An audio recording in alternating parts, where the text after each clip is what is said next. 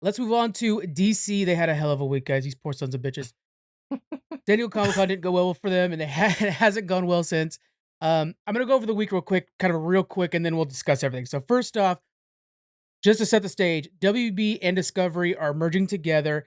Their new CEO, David Zaslav, he's changing the company's mentality. Just for HBO sense, before he was there, the idea was like we're going to release as much content as possible on HBO Max to beat out Netflix and Hulu and all those. David, but in doing that, say you're I don't know, you're Keanu Reeves, all of a sudden your movie's coming out on HBO Max instead of the theaters or with the theaters, it's not as prestigious. So there's a little bit of a downside to that. Well, David, now that he's coming in, has said, no, we're not doing that anymore. We're going to go back to just in theaters only, and eventually it'll go to HBO Max so that we build the relationships back up with these actors and directors. So keep that in mind going forward, okay? The big thing this week is he canceled Batgirl, which already cost the company $90 million. The movie was done shooting. The directors found out about it while they're at a wedding. They found out with the rest of us. They didn't get a call ahead of time like that. They're basically using it as a tax write-off, so they will not release it in any way. Arrowverse is pretty much coming to an end. Flash is ending with season 9 and only 13 episodes, which has been a pretty big linchpin for them for a while there. HBO Max is projected to have 70% layoffs, but they're also merging two different streaming companies, so that's part of it. HBO Max and Discovery are going to be combining into one company or into one streaming service that'll have 3 tiers based off ad-supported things, and then they'll also have like the ability to basically rent movies and events. Finally, David told stockholders over their like stockholder phone call thing that the DC universe is setting up a 10-year plan, specifically calling out Marvel and Kevin Feige and what they did with Thanos. So he specifically said, "That's our goal."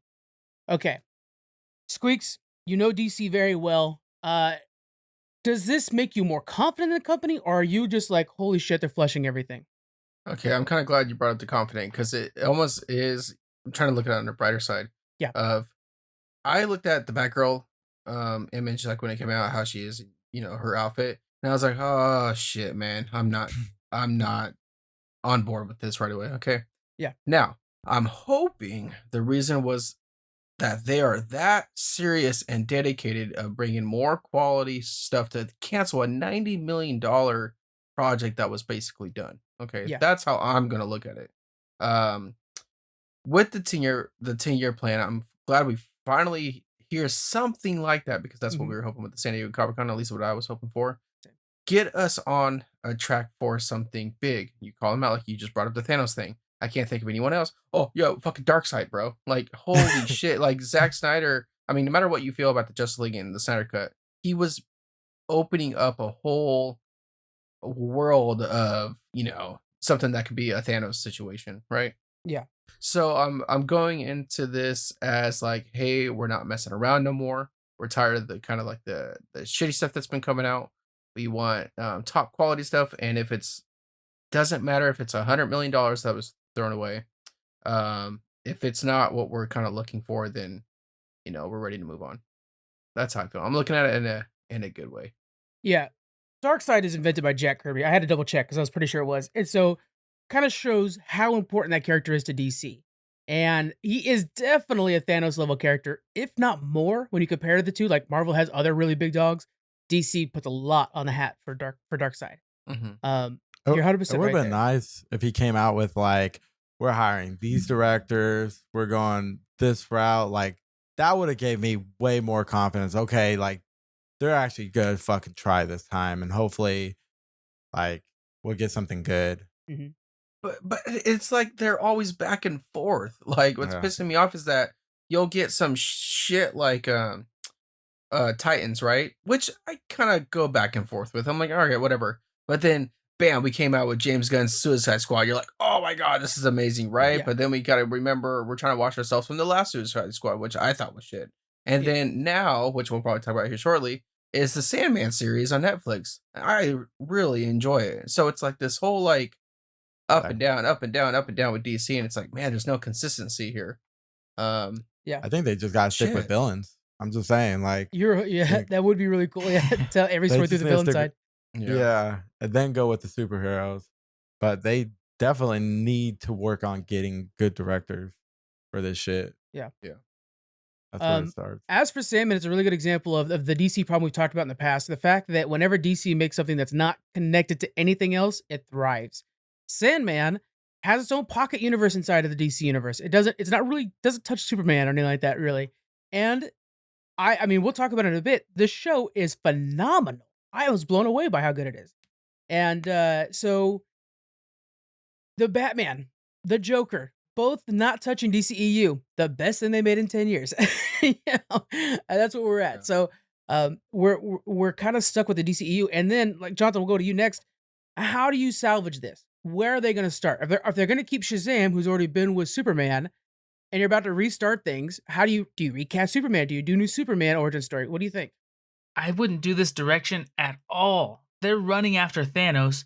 Thanos has been done. It was done well. And we see Disney is kind of floundering with Marvel. And we're getting kind of tired of seeing the same old thing with Marvel. They're going to try to make the same old thing with DC to match Marvel. Well, hey, it's already saturated, bud. Like, the Joker was a really good movie. Let's do more of that. I would love to see like kind of a dark buddy cop drama kind of situation with Batman and Robin, but they're just like street detectives, and secretly, fighting crime when they're not supposed to. That would be cool, but instead they're trying to do the family superhero, Marvel movies. And I'm sorry, Disney's done it all really good. You're too late in the game to catch up to them. Yeah. Just go a different direction. People love these, like you're saying, these one-off movies. Just totally focus on that. That'd be great. Maybe if they could do the Infinity Saga version, like say they're leading up to this 10-year plan, if they straight up mimic everything, but a darker bend on it would feel good. Because then you have Marvel giving you everything you want, if you want just like fireworks. And then you have DC kind of giving you the same vibe, but they're the darker tone.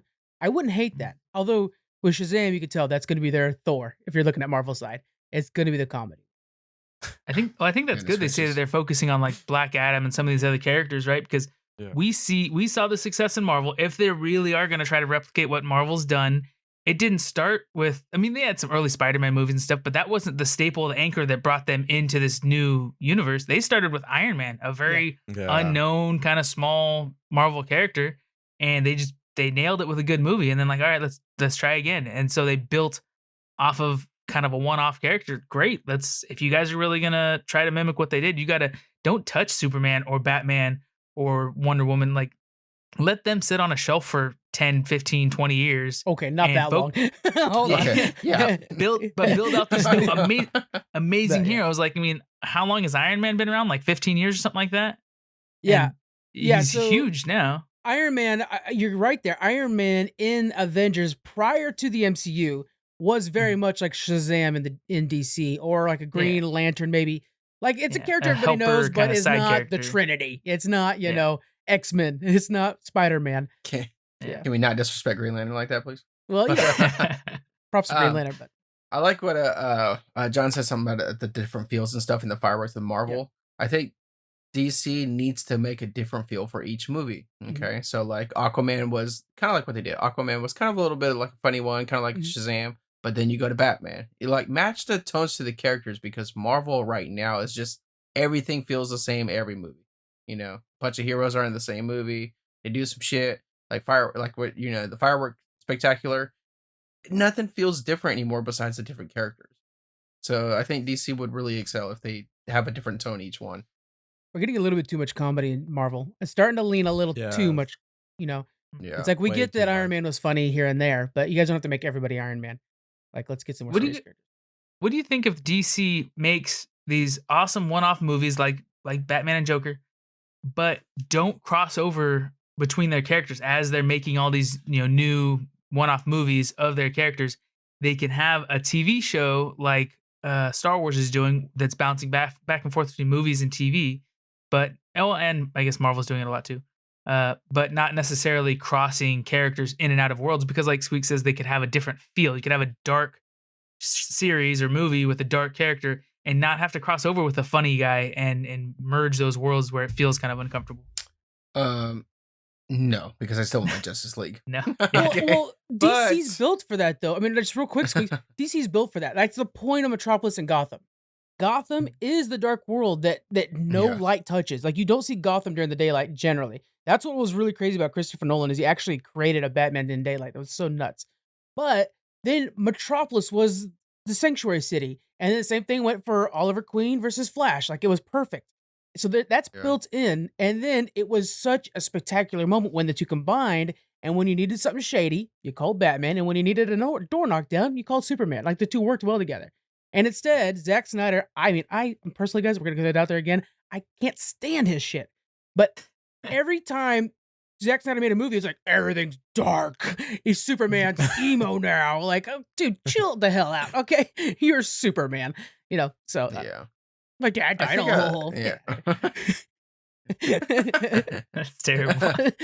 I think for a lot of like the standoff movies, they need to stop having every hero into him. But I would like Yeah. the nods though. Like I would like Batman talking, like a little situation happen, and he brings up Wonder Woman. You're like, oh yeah, that's fucking hot, Yeah, But that'd be then cool. but only keep it when they're doing like Justice League shit. That's when they're still all together. I don't need to feel like, and I brought it with the last podcast when we were talking about Marvel, where it's Captain America's movie Civil War, Yeah. but it just felt like an Avengers movie. Like I don't need that. I need that to be contained in a Justice League movie, but then keep branching off and just do your little nods here and there, but not like, the whole crew in the new Aquaman movie. Which is nice with like Miss Marvel and Moon Knight did that a little bit. They kind of returned to the idea like it's just Moon Knight. There is nobody jumping in on this. Because they could have easily brought in Eternals, but they didn't, which is nice. And then same thing with Miss Marvel. Like we did get Carol Danvers, but it was at the very end post credit scene. It wasn't like the entire thing was about Carol Danvers, which was they could have done. But yeah, Marvel's doing that a little bit too much. Like I'm almost expecting it now. When I was going into Doctor Strange, I was like, I mean, I expected Loki to show up, but you knew somebody was going to pop up. Thor, there's always little cameos. Thor was so good. This new Thor, guys, I know none of you guys have seen it, and it sickens me because it's I so did. fun. Oh, I No saw it. way. You saw I it? did. You saw it? What?